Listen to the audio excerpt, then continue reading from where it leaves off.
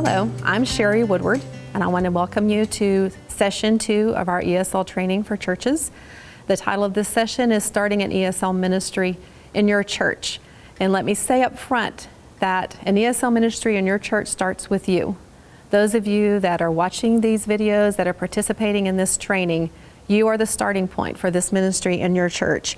And that's where it all begins, is when one person catches that vision, when one person sees the need and has a desire to meet that need in their community. You know, in Matthew 25:35, it says, I was hungry and you gave me something to eat. I was thirsty and you gave me something to drink.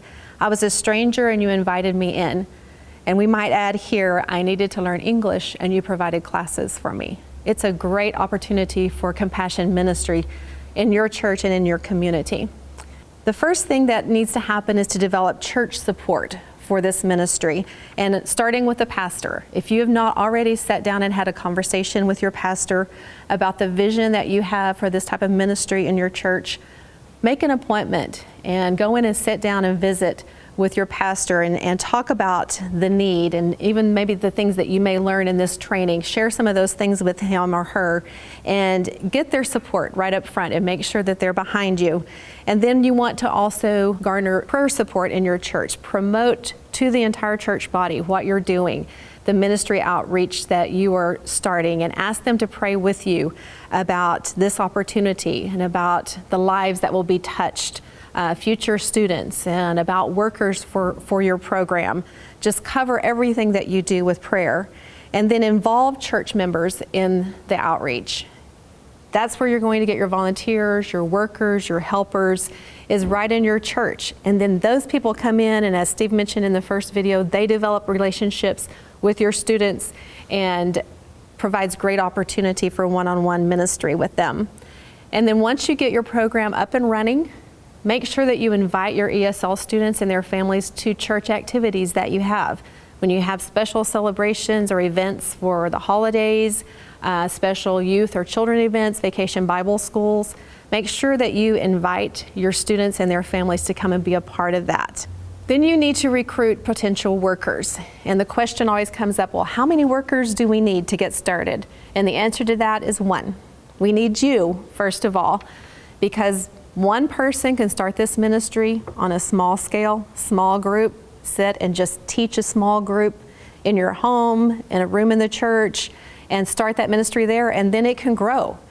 But of course, if you have more volunteers and more workers, more opportunities and more students that you can touch.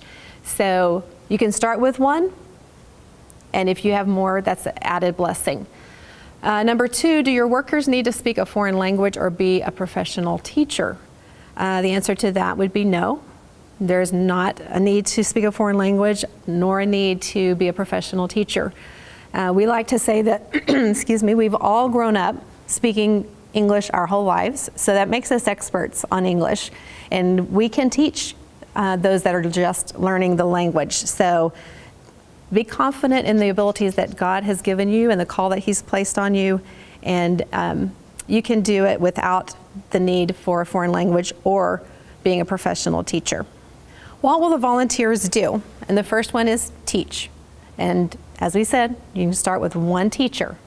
But if you have more volunteers, there are other things that can be done. There are teachers' assistants or helpers in the class. And again, the more people from the church you involve, the more relationships that can be built and the more opportunities.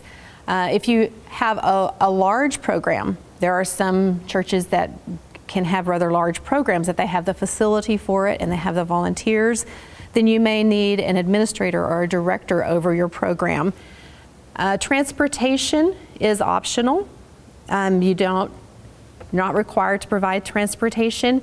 You'll see on the screen is a picture of our ministry center in Amarillo, Texas. It's a small facility. We have one large room that we use for a classroom. We have a smaller break room where we have time of fellowship with our students. We have our restrooms and a small office, and that's the extent of our building. And so we don't run a large program. We do not run multiple classes at one time. But if you have the facility and the volunteers and you have a large program, If you have church vans you can use, providing transportation can be a great blessing because it gives opportunity for some students to come that might not otherwise have the opportunity. The same thing with childcare. Again, we have not provided childcare in our program, but if you can do that, that's a great opportunity again for more students to come.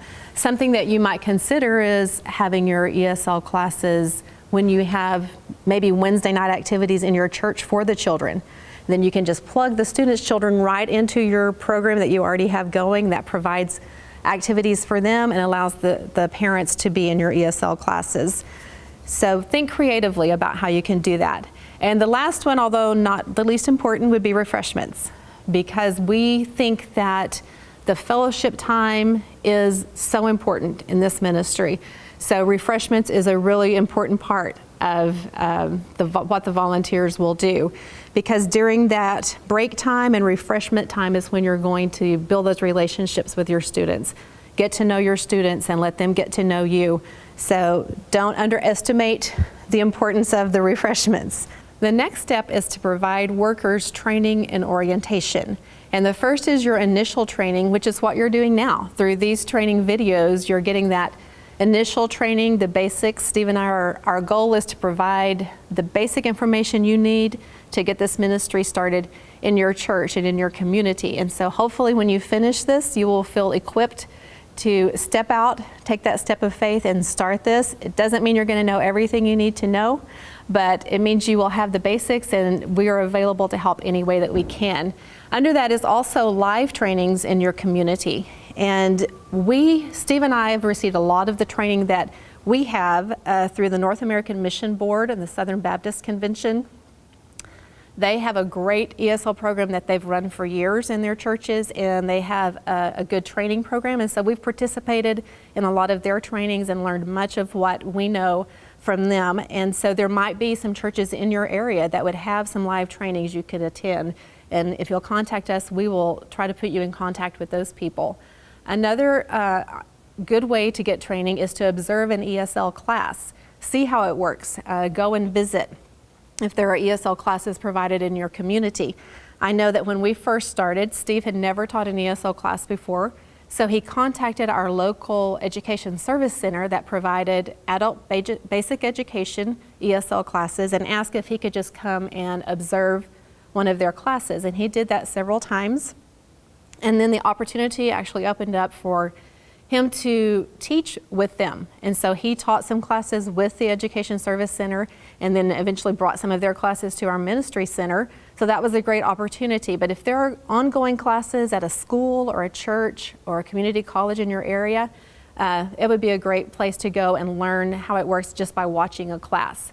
Number 2 is continuing education for your workers. And that can be through conferences that are provided. Again, your community college or regional service center, they're always having in-service trainings for their teachers, and they open those many times to the public, so that would be a great opportunity for more training as well. Next is identify the international population in your community. Research the demographics of your area. Steve and I, before we became U.S. missionaries, were world missionaries for about 15 years in southern Mexico. And the Lord began to change our focus and our vision, and we felt Him calling us back to the States to do this type of ministry. And we had no idea where. We are from Amarillo, so that was not where we thought God would call us to do this ministry. Because of our experience in Mexico, we're thinking probably on the border with Mexico, maybe in El Paso, and we checked out those options and those doors just didn't open. We didn't feel a confirmation there, and we continued to see doors open in Amarillo and confirmations, and that's where we started the ministry without realizing at the time that Amarillo has the highest population of refugees per capita of any other city its size in the United States. We didn't know that, but the Lord knew that, and He had those plans and made those plans ahead of us. So check out the demographics in your area and see what the population is. And then observe immigrants in your community. Where do they live? Where do they work? Where do they shop? Where are their children going to school? This will give you a lot of information about the need and where the need would be in your community. And be aware of employers in your area who hire immigrants and refugees. Amarillo is a good destination for refugees because there are lots of job opportunities because of the agriculture and the beef industry. We have several meatpacking plants in the area where many of our students and other refugees work, and then also many of them work with Walmart. So check out and see in your community, where are they working and who's employing them. Next is where to have classes. And as a church outreach, the logical place is have it in the church. And as Steve mentioned earlier, it's a great opportunity to get them to come into the church and begin to feel comfortable in the church, because many of them would never come to a church service. But if you provide free English classes for them, they will come because they have that need and you're providing that service. So that's a great place to start. But there are other options also. You can talk to a local business that employs refugees and immigrants. Ask if they will let you use a room a couple of hours a week to give ESL classes for their employees, or maybe an apartment complex. Many of the refugees live in certain apartment complexes, and you can have a huge population just in one apartment complex. So maybe they would allow you to use some space there. A university campus, if you have international students, that would be another option. Or partner with other churches or organizations in your area. I mentioned that we worked with the Regional Education Service Center, and we also have a new church plant by some friends of ours near Amarillo. And interestingly, they've started this, the pastor and the pastor's wife are teaching ESL classes through a program provided by our local community college. So they are paying them a salary to teach English classes. New church plant that helps provide the pastor's salary. And then they've been able to start a new international church from the students that are coming to those classes. So be creative and think about the opportunities that God might open for you in your community. Then when to have classes. We usually have class one time a week, and it's about 2 hours for each class. That does not sound like much. Is it enough? It's not really enough.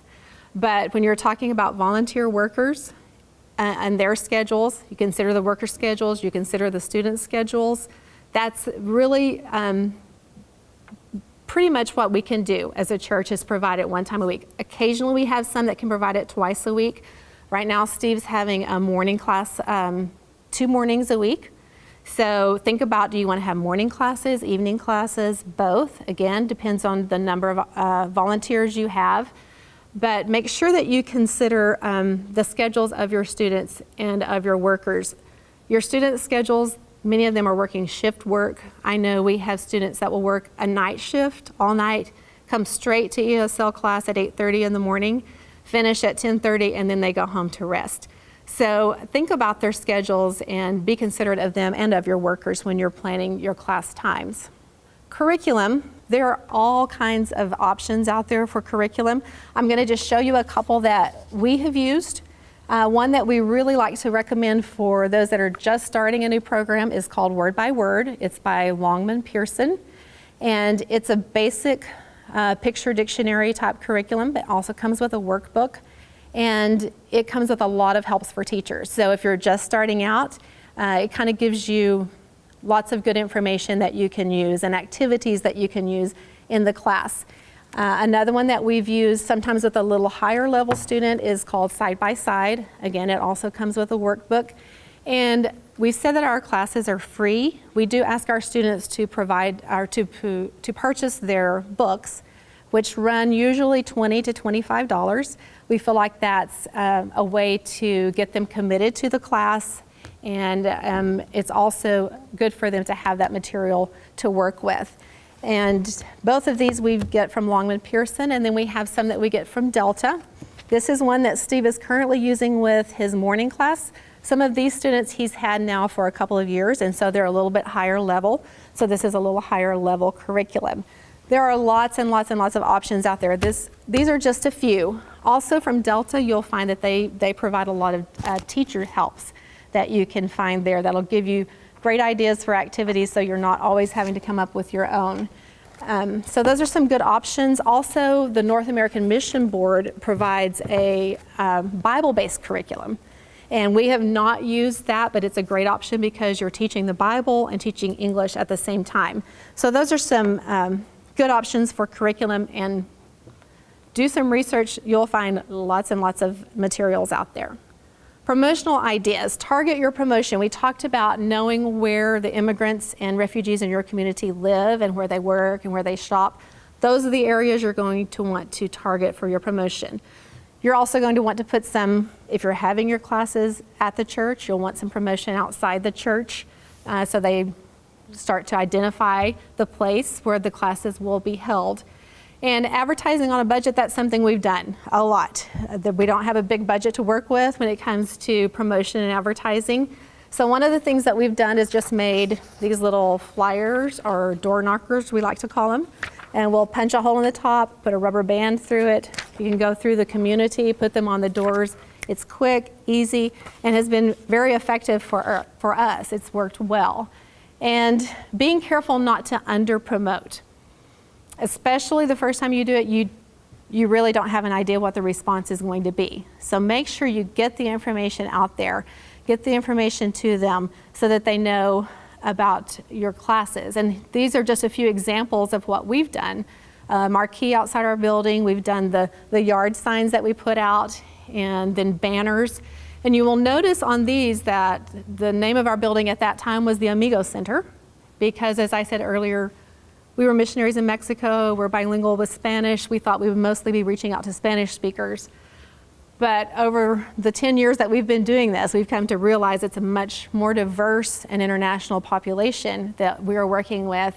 And so we've now actually changed the name to the International Learning Center so that we want everyone to feel welcome there. And I know this fall in our new classes, we probably have 8 to 10 different countries represented in our classes. So we want to make sure that everybody feels welcome. Next is retaining students. And this, to be very honest, is a great challenge with adult education because the dropout rate for adult education is very, very high. But we've also found out with church-based ESL classes, the dropout rate is about 50%, which is actually very good compared to other programs. So know up front, you're not going to keep every student, and it's the way adult education works. But what we try to encourage everyone to do is take advantage of the opportunities that you have while they're there. Build those relationships while you have the opportunities, and make sure that you're doing your part to keep them there and to keep them coming back. And we talked earlier about their schedules, but refugees and immigrants are dealing with a lot of issues in their life. With their work schedules, family, transportation, sometimes there are legal issues. There are all kinds of things that can keep them from making class. And I know sometimes, several times a week, sometimes Steve will get phone calls from a student saying, "I'm sorry, teacher, I can't make it today. I've got my car's in the shop," or "I have a doctor's appointment." We are patient, we give them grace, we want them there as much as possible, and we take advantage of the time that they're there to build those relationships. And you know, it's a lot like church attendance. It fluctuates up and down, and you may have a totally different group one week than you had last week, but just make sure you're enjoying those opportunities and enjoying those students and the time you have with them. Another way to make sure you retain students is to have a quality English program. Make sure that your teachers are prepared. Make sure that you're ready to receive those students when they come. And our main goal in ESL classes is to teach them how to speak and understand conversational English. A lot of times we don't get into a lot of the grammar and even a lot of the reading and writing. When you have a higher level group, you can do some of that. But our main goal is to just teach them survival English so that they can get along in the community and can communicate and feel comfortable. When the students miss, follow up with a card or a phone call. Let them know that you miss them. Let them know you noticed that they were not there and that you're concerned about them. I mentioned earlier that childcare helps parents attend if they don't have anywhere to leave their child. or anyone to leave them with, that keeps them from coming if you don't have childcare provided. And then transportation is also a plus, but not a necessity. So those are things to consider. And again, we have our contact information with any other questions or further information that you might need. Thank you.